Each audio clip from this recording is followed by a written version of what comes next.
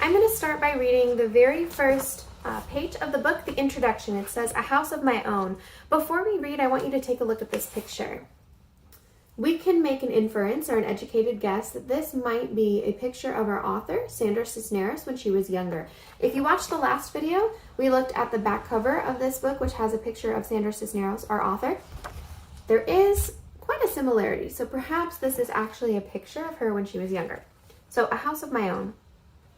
The young woman in this photograph is me when I was writing The House on Mango Street. She is in her office, a room that had probably been a child's bedroom when families lived in this apartment. It has no door and is only slightly wider than the walk-in pantry. But it has great light and sits above the hallway door downstairs so she can hear her neighbors come and go. She's posed as if she just looked up from her work for a moment, but in real life she never writes in this office. She writes in the kitchen, the only room with a heater. It's Chicago, 1980, and the down-at-the-heels Bucktown neighborhood before it's discovered by folks with money is where she lives. The young woman lives at 1814 North Paulina Street, second floor, front. Nelson Elgren once wandered these streets. Saul Bellows' turf was over on Division Street, walking distance away. It's a neighborhood that reeks of beer and urine, of sausages and beans. The young woman fills her office with things she drags from the flea market at Maxwell Street: antique typewriters, alphabet blocks, asparagus ferns, bookshelves, ceramic figurines from occupied Japan, wicker baskets, bird cages, hand-painted photos. Things she likes to look at. It's important to have the space to look and think. When she lived at home, the things she looked at scolded her and made her feel sad and depressed. They said, "Wash me." They said, "Lazy." They said, "You ought." But the things in her office are magical and invite her to play. They fill her with light. It's the room where she can be quiet and still and listen to the voices inside herself. She likes being alone in the daytime. I'm going to stop here for a second and just talk through some of the things we've already read in this introduction. So first of all, we did determine that yes, this is Sandra Cisneros. She talks about writing in an office space. So she lives in a very small apartment in Chicago, 1980. She speaks of the street and she gives us a lot of amazing visual imagery as well as sensory details. So when she talks about the neighborhood reeking of beer and urine, sausage and beans, these are all visuals and things that we can smell, right? We get the sense of smell coming through pretty strong here. We're also getting a lot of her culture. She talks about where she used to live and her home and how certain things seem to speak to her. When you have something that speaks to it's something that's not real and it has a human characteristic, that's called personification. So she is giving personification and human characteristics to the things in her previous home and how they made her feel sad, how they made her feel depressed, and how they seem to speak to her and say, do this, do that, clean. So what she's talking about here is really how she's feeling more at home in this office space. In this office space, her little apartment is where she can have the ability to feel like herself and to express herself through her writing. So it's kind of giving us an inside look into maybe some of her inspiration for writing the book. And as we continue on in the book, we might be able to draw some similarities between our author and the main character, Esperanza. So I'm going to continue. As a girl, she dreamed about having a silent home, just to herself, the way other women dreamed of their weddings. Instead of collecting lace and linen from her trousers, the young woman buys old things from the thrift stores and grimy Milwaukee Avenue for her future house of her own: faded quilts, cracked vases, chipped saucers, lamps in need of love. The young woman returned to Chicago after graduate school and moved back into her father's house, 1754 North Keeler, back into her girl's room with its twin bed and floral wallpaper. She was 23 and a half. Now she summoned her courage and told her father she wanted to live alone again, like she did when she was away at school. He looked at her with the eye of a rooster before it attacks, but she wasn't alarmed. She'd seen that look before and knew he was harmless. She was his favorite, and it was only a matter of waiting. The daughter claimed she'd been taught that a writer needs quiet, privacy, and long stretches of solitude to think. The father decided too much college and too many gringo friends had ruined her. In a way, he was right. In a way, she was right. When she thinks to herself in her father's language, she knows sons and daughters don't leave their parents' house until they marry. When she thinks in English, she knows she should have been on her own since 18. For a time, father and daughter reached a truce. She agreed to move into the basement of a building where the oldest of her 6 brothers and his wife lived, 4832 West Homer. But after a few months, when the big brother upstairs turned out to be Big Brother, She got her bicycle and rode through the neighborhood of her high school days until she spotted an apartment with fresh painted walls and masking tape on the windows. Then she knocked on the storefront downstairs. That's how she convinced the landlord she was his new tenant. Her father can't understand why she wants to live in a 100-year-old building with big windows that let in the cold. She knows her apartment is clean, but the hallway is scuffed and scary, though she and the woman upstairs take turns mopping it regularly. The hall needs paint, and there's nothing they can do about that. When the father visits, he climbs up the stairs, muttering with disgust. Inside, he looks at her books arranged in milk crates, at the futon on the floor, and in a bedroom with no door, and whispers, "Hippie," in the same way he looks at boys hanging out in his neighborhood and says, "Drogas." When he sees the space heater in the kitchen, the father shakes his head and sighs. Why did I work so hard to buy a house with a furnace so she could go backwards and live like this?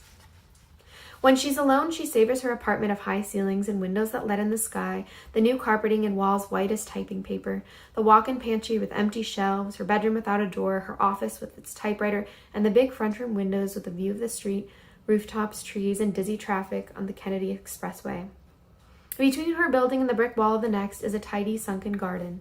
The only people who ever enter the garden are a family who speak like guitars, a family with a southern accent.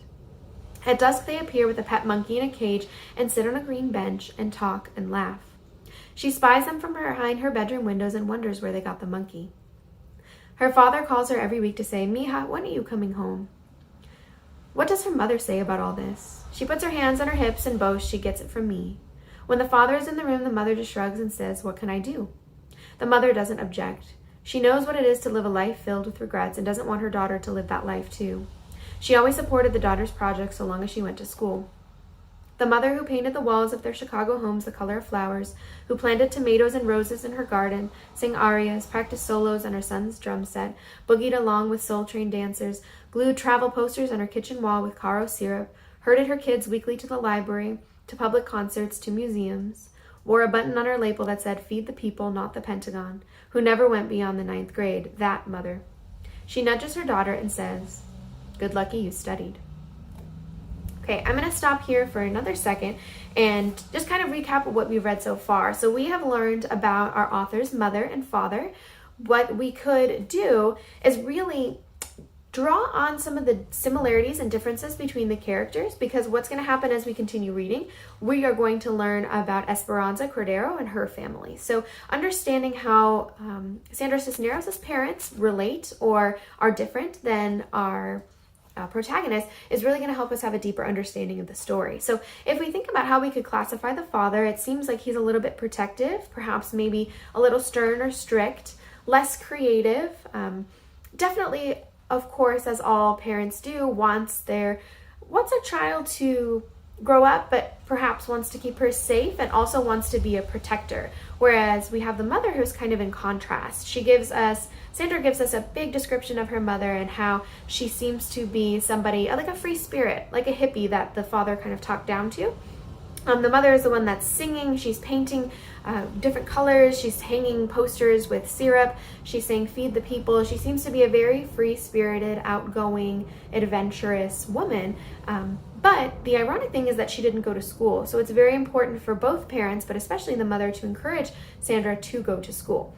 So that kind of characterizes the parents. Let's continue reading and we can see what other potential similarities and things we can pull through. There's a few more pages in the introduction, but I do want to read it all because I think it really gives us an excellent picture and preview into the book. The father wants his daughter to be a weather girl on television or to marry and have babies. She doesn't want to be a TV weather girl, nor does she want to marry and have babies, not yet. Maybe later, but there are so many other things she must do in her lifetime first. Travel, learn how to dance the tango, publish a book, live in other cities, win a National Endowment of the Arts award, see the Northern Lights, jump out of a cake. She stares at ceilings and walls of her apartment the way she once stared at ceiling and walls of the apartments she grew up in, inventing pictures and cracks in the plaster, inventing stories to go with these pictures. At night, under the circle of light from a cheap metal lamp clamped to the kitchen table, she sits with a paper and pen and pretends she's not afraid. She's trying to live like a writer. Where she gets these ideas about living like a writer, she has no clue. She hasn't read Virginia Woolf yet. She doesn't know about Rosario Castellanos or Sor Juana Inez de la Cruz. Gloriana Andaluzuna and Sherry Moraga are cutting their own paths through the world somehow, but she doesn't know about them. She doesn't know anything. She's making things up as she goes. When a photo of the young woman who was me was snapped, I still call myself a poet, though I'd been writing stories since grammar school. I'd gravitated back to fiction while at the Iowa Poetry Workshop. Poetry, as it was taught at Iowa, was a house of cards, a tower of ideas, but I can't communicate an idea except through a story. The woman I am in the photo was working on a series of vignettes, little by little, along with her poetry. I'm going to stop for a second. What is a vignette? Feel free to pause the video at any time to keep track of notes on your own sheet of paper and to record as I go. But I want to make a note. A vignette is a short and poetic narrative piece of writing. So it's essentially like a picture with words, a short capture. So unlike a poem that tends to be very fluid and often very short, the vignette can be a little different. It can be fluid, yes, it can also be choppy, but in essence, it's a very short, picturesque mini story. So in your notes, write short, poetic, narrative, mini story with visuals. In your notes so far, make sure you have a few of the things that I do. Hopefully you can see this. Yes. So House on Mango Street by Sandra Cisneros. So putting your book title and author name. So far we know the setting is Chicago. We know our protagonist or our main character is Esperanza, Latina girl. And I just wrote down vignettes. So vignettes, again, are short, poetic narrative mini stories with visuals. And that is actually the structure of House on Mango Street. All of the stories are told to us in the form of vignettes. So again, feel free to pause the video at any time to catch up on the notes. I'm going to keep moving forward. So right now, Sandra Cisneros is talking about vignettes and how she began writing House on Mango Street. She was also talking a lot about home. So I want you again to think about the concept of home and what that means. Going back to our front cover, we have a picture of a home, and we know that not only is the story going to be a coming of age, transitioning into adulthood story, which we actually can see in the introduction, but it's also going to focus on home and what that means. So it's very reminiscent of the story itself that Sandra Cisneros is talking about home and how she was trying to find herself and trying to find a home where she fit. So in your notes, write down the word home, skip a bunch of lines, and then also write coming of age. These are going to be two main themes that we talk about in the story. And themes are what resonates, kind of the main message or focus of a story that a reader can take away. All right, I'm going to keep going. The woman I am in the photo was working in a series of vignettes, little by little, along with her poetry. I already had a title, The House on Mango Street. 50 pages had been written, but I still didn't think of it as a novel. It was just a jar of buttons, like the mismatched embroidered pillowcases and monogrammed napkins I tugged from the bins at Goodwill. I wrote these things and thought of them as little stories, though I sensed they were connected to each other. I hadn't heard of story cycles yet. I hadn't read Ermilo Abreu Gomez Canic, Elena Pontanowski, Lilos Kikus, Gwendolyn Brooks, Maud Martha, Nellie Campobello's My Mother's Hands. That would come later when I had more time and solitude to read. The woman I once was wrote the first stories of House in 1 weekend in Iowa, but because I wasn't in the fiction workshop, they wouldn't count towards my MFA thesis. I didn't argue. My thesis advisor reminded me too much of my father. I worked on these little stories on the side for comfort when I wasn't writing poetry for credit. I shared them with colleagues like poet Joy Harjaro, who was having a hard time with the poetry workshops, and fiction writer Dennis Mathis, a small-town Illinois native, but whose paperback library was from the world. Little stories were in literary vogue at the time in the 70s. Dennis told me about the Japanese Nobel Prize winner Kawabata's minimal palm-of-the-hand stories. We fried omelets for dinner and read Garcia Marquez and Heinrich Boll's stories out loud. We both preferred experimental writers, all men back then except for Grace Paley, rebels like ourselves. Dennis would become a lifelong editor, ally, and voice in the phone when either one of us lost heart. The young woman in the photo is modeling her book in progress after Dream Tigers by Jorge Luis Borges, a writer she'd read since high school, story fragments that ring like Hans Christian Andersen or Ovid or entries from an encyclopedia. She wants to write stories that ignore borders between genres, between written and spoken, between highbrow literature and children's nursery rhymes, between New York and the imaginary villages of Macondo, between the U.S. and Mexico. It's true, she wants the writer she admires to respect her work, but she also wants people who don't usually read books to understand these stories too. She doesn't want to write a book that a reader won't understand and would feel ashamed for not understanding. I'm going to stop for just a second. So what she's saying here, she's giving us a little bit of backstory on how she actually started writing House on Mango Street. And then she's also showing that her focus in creating a book that is what some would say non-traditional, so writing in these short little visual vignettes, her focus of doing that is to blend genres, to blend the US and Mexico, to blend between highbrow literature, meaning advanced literature, and children's nursery rhyme, something that's very easy and approachable. So she wanted to create something that anyone could engage with, and yet at the same time, although simplistic in concept, very deep in theme and overall purpose and message. So what she's really trying to do is be what I call a genre bender. So something that's not just straight poetry, not straight short stories. She has a lot of visual imagery, which you'll see as we continue. She has a lot of poetic language, lyrical language, but she also does everything in a short staccato style of writing that makes it very approachable and easy to understand. She thinks stories are about beauty. Beauty that is there to be admired by anyone, like a herd of clouds grazing overhead. She thinks people who are busy working for a living deserve beautiful little stories because they don't have much time and are often tired. She has in mind a book that can be opened at any page and will make sense to the reader who doesn't know what came before or what came after. She experiments creating a text that is succinct and as flexible as poetry, snapping sentences into fragments that readers pause, making each sentence serve her and not the other way around.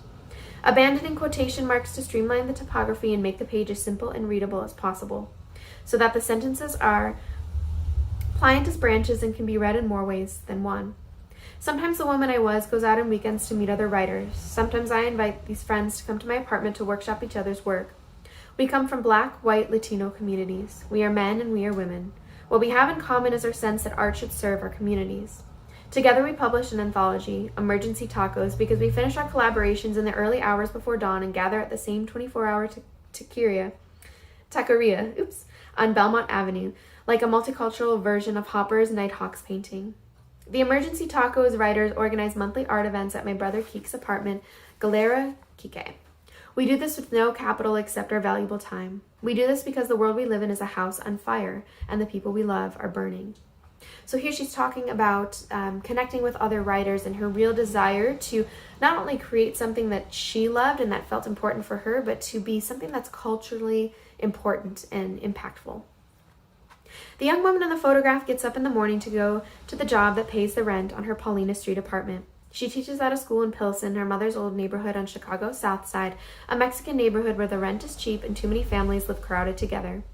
Landlords in the city take no responsibility for the rats, trash that isn't collected often enough, porches that collapse, apartments without fire escapes, until a tragedy happens and several people die.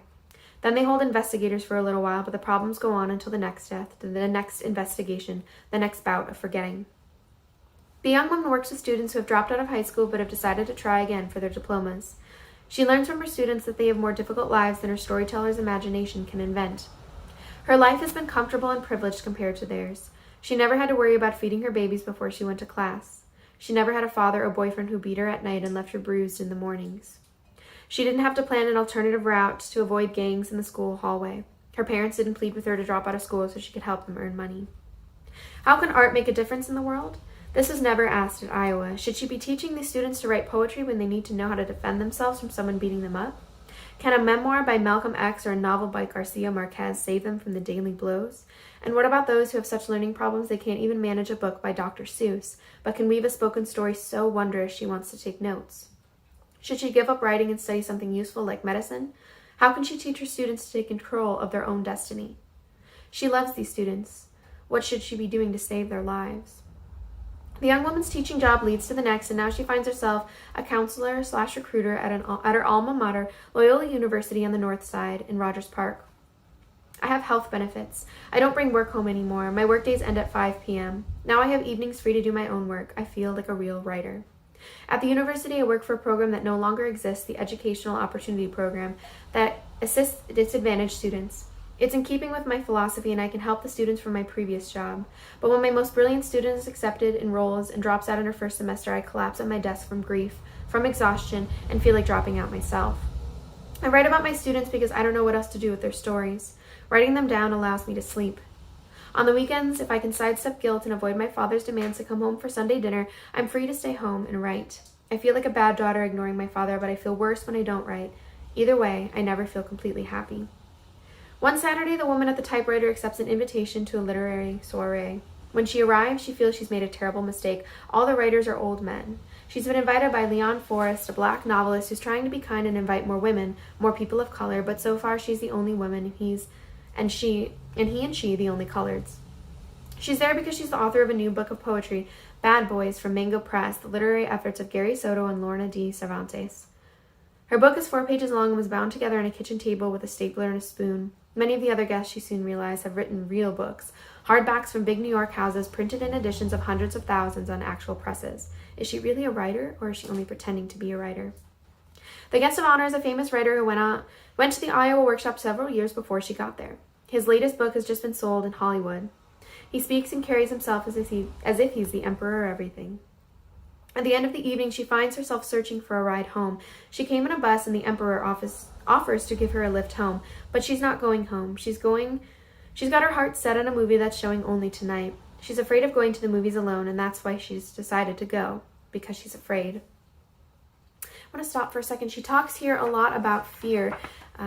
Fear and really finding her place in a space that she doesn't feel that she belongs. So as a woman of color and as a budding writer, she feels in this space that she just doesn't measure up. I really want you to think about those feelings and how they play into that coming of age theme. A lot of times people feel like they don't fit, and that's kind of where this transition of coming of age, coming into adulthood really begins. So there are going to be a lot of connections between how she's feeling, how Sandra's feeling here, and how Esperanza feels in the story.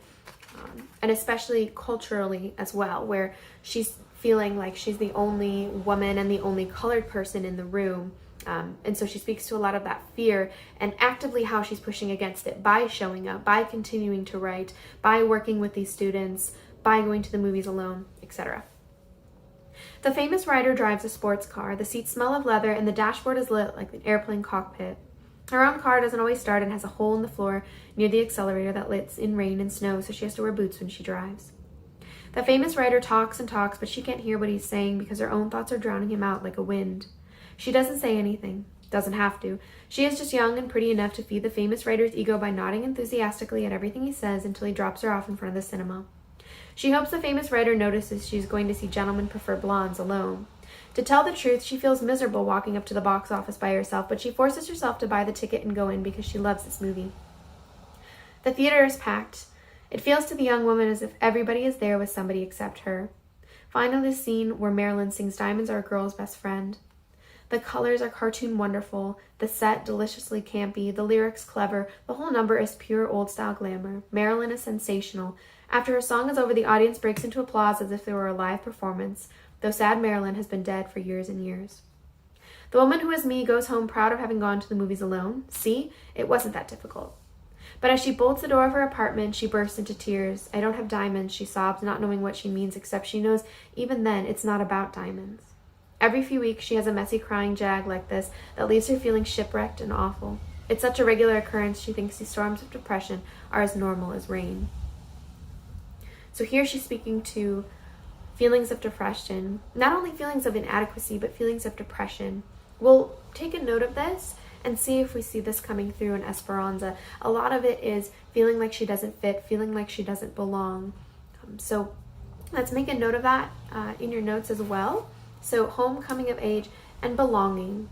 Belonging is a big point that we want to talk about because it will come up and will really occur with Esperanza throughout the story. Okay.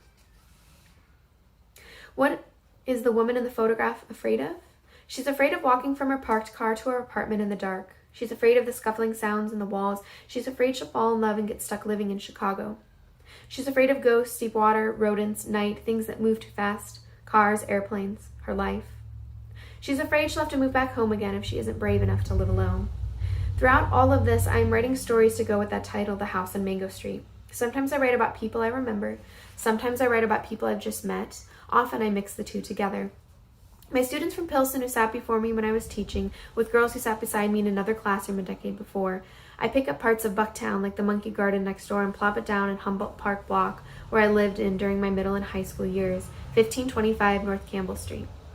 Often all I have is a title with no story, The Family of Little Feet, and I have to make the title kick me in the behind to get me going. Or sometimes all I've got is a first sentence, You can never have too much sky. One of my Pilsen students said I had this, and she never said I had this, and she never forgot it.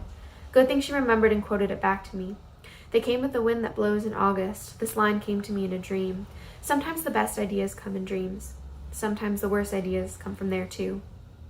Whether the idea came from a sentence I heard buzzing around somewhere and saved in a jar, or from a title I picked up and pocketed, these stories always insist on telling me where they want to end. They often surprise me by stopping when I had every intention of galloping along a little further. They're stubborn. They know best when there's no more to be said. The last sentence must ring like the final notes at the end of a mariachi song, tan tan, to tell you when the song is done. The people I wrote about were real for the most part. From here and there, now and then, but sometimes 3 real people would be braided together into one made-up person. Usually when I thought I was creating something from my imagination, it turned out I was remembering a person I'd forgotten, or someone standing so close I couldn't see her at all. I cut apart and stitched together events to tailor the story, give it shape so it had a beginning, middle, and end, because real-life stories rarely come to us complete. Emotions, though, can't be invented, can't be borrowed. All of the emotions my characters feel, good or bad, are mine. So this is very significant. She is saying that the emotions, the expressions, her characters, although the figures, for example, Esperanza is not a real character, this book is highly based on her personal life and all of her emotions. So we could definitely classify it as realistic fiction, or that has traces of nonfiction as well. So something that borderlines nonfiction, but is told to us through stories. I meet Norma Alcaron. She is to become one of my earliest publishers and lifetime friend. The first time she walks through the room of the apartment on North Paulina, she notices the quiet rooms, the collection of typewriters, the books and Japanese figurines, the windows with the view of the freeway and sky. She walks in, if on tiptoe, peering into every room, even the pantry and closet, as if looking for something. You live here? She asks. Alone? Yes. So, she pauses. How do you do it? Norma, I did it by doing the things I was afraid of doing so that I would no longer be afraid. Moving away to go to graduate school, traveling abroad alone, earning my own money and living by myself, posing as an author when I was afraid, just as I posed in that photo you used on the cover of Third Woman. And finally, when I was ready, after I had apprenticed with professional writers over several years, partnering with the right agent, my father, who sighed and wished for me to marry, was, at the end of his life, much more gratified. I had my agent, Susan Bergholz, providing for me rather than a husband. Diamonds may do for a girl, but an agent is a woman writer's best friend.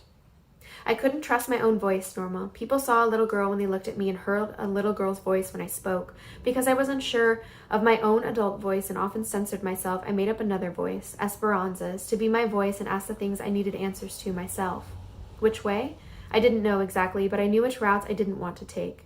Sally, Rafaela, Ruthie, women whose lives were white crosses on the roadside. At Iowa, we never talked about serving others with our writing. It was all about serving ourselves, but there were no other examples to follow until you introduced me to Mexican writers. Sor Juana Inés de la Cruz, Elena Pontanowska, Elena Garro, Rosario Castellanos. The young woman in the photograph was looking for another way to be. Until you brought us all together as U.S. Latina writers. Until then, we had no idea what we were doing was extraordinary. I no longer make Chicago my home, but Chicago still makes a home in me. I have Chicago stories I have yet to write. So long as those stories kick inside me, Chicago will be home. Eventually, I took a job in San Antonio, left, came back, and left again. I kept coming back, lured by cheap rent. Affordable housing is essential to an artist. I could, in time, even buy my own first house, a 100-year-old home, once periwinkle, now painted a Mexican pink. 2 years ago, my office went up in my backyard, a building created from my Mexican memories. I am writing this today from that very office. Mexican marigold on the outside, morning glory violet on the inside. Wind chimes ring from the terrace. Trains moan in the distance all the time. Ours is a neighborhood of trains. The same San Antonio River tourists know from River Rock wends its way behind my house to the Missions and beyond until it empties in the Gulf of Mexico. From my terrace, you can see the river where it bends into an S. White cranes float across the sky like a scene painted on a lacquered screen. The river shares the land with ducks, raccoons, possums, skunks, buzzards, butterflies, hawks, turtles, snakes, owls, even though we're walking distance to downtown. And within the confines of my own garden, there are plenty of other creatures too. Yappy dogs, kamikaze cats, one lovesick parrot with a crush on me. This is my house. Bliss. October 24th, 2007. You come down from Chicago for a visit, Mama. You don't want to come. I make you come.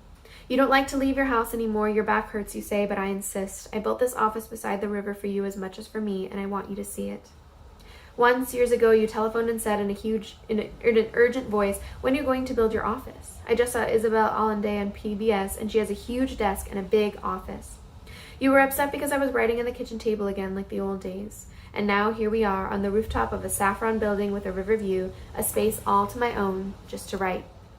We climb up to the roof I work on, above the library and out the balcony facing the river. You have to rest. There are industrial buildings on the opposite bank, abandoned greeneries and silos, but they're so rain-rusted and sun-bleached they have their own charm, like public sculptures.